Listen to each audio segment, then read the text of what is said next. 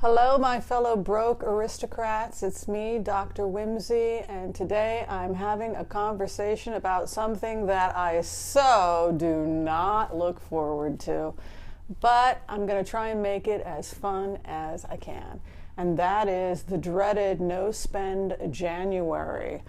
Are you ready for it? Are you planning on doing it? No Spend January. That is what this video is about. How do you do a no spend January? Well, in my house, how we do a no spend January, and why we do a no spend January.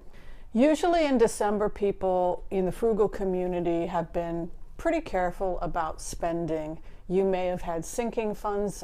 You've been planning for the whole year about giving gifts, taking care of yourself, taking care of your family for the Christmas and Hanukkah holidays. You put that money aside. You did everything right, and so you weren't stressing about December. But for the rest of us mere mortals, sometimes we do go over budget in December. And we've got a resolution that January is going to be better, January is going to be different, we're going to do things differently in January. Whatever your reasons are for doing a no-spend January. Sometimes people just want to do a no-spend January, not just to pay off debts or to get back on track because they overspent in December. That's not the main reason that people do a no-spend January. A lot of the times people do a no-spend January simply because they want to begin the year with more dedication to things like paying down debt, putting money aside towards various different projects or retirement or a home. It's really with a sense of optimism that we can approach no spend January. The great thing about no spend January is that you have a lot of extra money at the end of the month because you've lived so frugally. So let's talk about what no spend January is. No spend January is we go back to that plan B that Dr. Whimsy talked about, which is that frugal budget. Remember, I had talked in a previous video about plan B. How low can you go? That frugal budget where there are no frills, there's no fun, it's just beans and rice, keeping it simple. Now, if you wanted to do a no spend January that was extremely conservative, you could do that plan B budget. For me, my plan B budget drops down to something like $2,500 a month, and that includes rent on my private practice. So we're talking about really, really strict. I know myself, I've done that in the past, and I rebel. I usually do fine for the first 12 to 13 days, and then I become depressed. I've talked about that in previous videos, full disclosure. I'm not always the most frugal channel. I can be frugal, but if I get too extreme, if I become too frugal, I start to walk around like an impoverished person in rags, and I'm a highly impressionable creative type of person, if you haven't noticed that from this channel, and it tends to do a number on me if I get to be too frugal. So for me, no spend January means no extra spending. I will budget for myself to do small little things like coffee occasionally, but it's going to be dramatically less than what I usually spend. I'm going to have to go through my budget before January and just figure out what I want to get rid of. Basically, you don't buy anything on Amazon. You don't go shopping to buy clothes. You basically use what you already have to the best of your ability. If you feel like you're a little bit like Dr. Whimsy and you say, man, I'm depressed, I haven't gone out for a Starbucks coffee in 2 weeks, it would make me happy to go get a cup of coffee. Go ahead and create a frugal budget, a personal budget for yourself where you do have that, $10 a week or whatever, so that you can go and say, you know what, I put it in my budget for no spend January that I am going to let myself go out and get a Starbucks coffee. It's your budget. You're free to do with it what you like. How frugal do you want to go for January?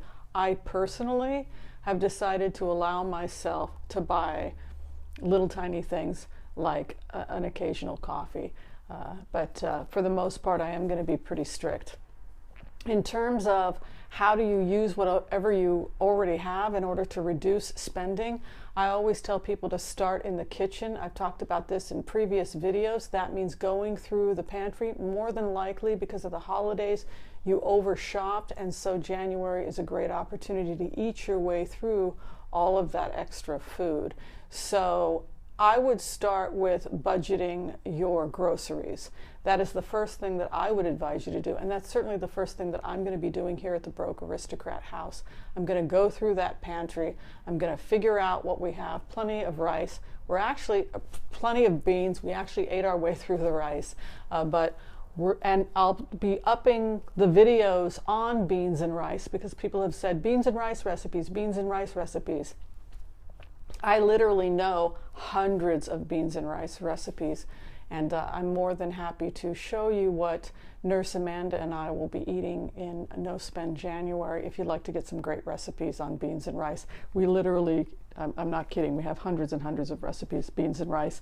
If you're looking for frugal beans and rice ideas, we will happily share those with you. And make sure to polish your crock pot if you've got one, or run out before January and grab one. You might be able to get one used through eBay or at a used store like Goodwill, or you may want to just go ahead and go to Target and see if they have anything that's on sale. So you would plan your meals for January based on working around what you already have, and that will dramatically drop your grocery bills even more than where they may already be. That is the first thing. The other thing is to look at your expenses for, say, your car, your gas, etc. You may choose to get a bus pass, and that's one way to slash prices. I, for one, do a lot of Ubering. Time is money, and I really have to think in terms of, is it cost effective for me to take 2 buses and take an hour to get to a particular place, or should I just push Uber Pool? We share the rides here in Los Angeles, which cuts the price in half.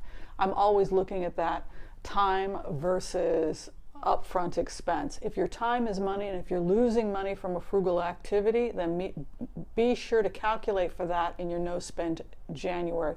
If you and your wife or your partner are having that conversation saying frugal, frugal, frugal, frugal, oh my God, I just ended up spending 2 hours trying to save money, and I blew 2 hours where I could have been optimizing my business, which would have been ultimately a far more profitable activity. So please calculate for time when you do your budgets for No Spend January. I'm going to be doing a little bit more busing it.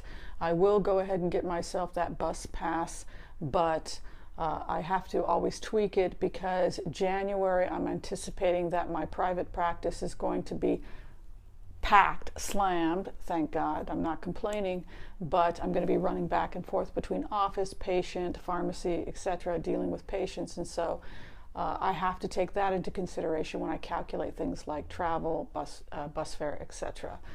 So those are things I think about off the top. Things don't change usually your 4 walls in terms of just paying your rent, etc. For January. Medical expenses, absolutely, they are part of a no spend. If you have to go get that teeth cleaning, I know I'm going, that's absolutely fine. That's part of a no spend January. Those are things you need. If they're medical cost, if it's something you need, that's very different than saying, but I need that yellow dress. Do you really need that yellow dress, or can you work with what you already have? All right, so that is what I am planning 1st of January, and then I'm going to leave it with one more thing. I'm going to leave you with one more thing if you decide to do No Spend January. And help me along, please. I need support, so egg me on as I go through my No Spend January. But my tradition is that on February 1st, I purchase something nice for myself to celebrate my No Spend January. Now, part of why you might be doing a No Spend January is because you have sinking funds you're building and you plan on purchasing something. Maybe it's a car, maybe it's a new refrigerator, maybe it's that trip to Bermuda we've been talking about because you're going to be debt-free. Whatever it is, a lot of times people will take the extra money and they'll put it into a sinking fund. So on February 1st, if the sinking fund goal was to buy yourself a new iPhone, that is my goal, for example, for January 1st, is you'll all be seeing me with a brand new phone, which means much better filming for those of you who watch this channel. Okay, so that about wraps it up. That is No Spend January 2018. Be sure and be a part of it by watching me as I go along in my No Spend 2018, January 2018. And also tell me what you are doing for No Spend January. I would like to know. And be sure and give yourself a little something, even if it's just, a quick cup of tea at your local tea house. But really, when you do those sorts of tough things, I think it is important to do a little bit of something for yourself.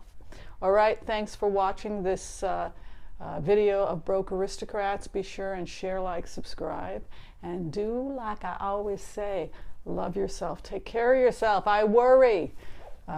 Write more often, stay in touch. Okay, thanks for watching, everybody. Bye.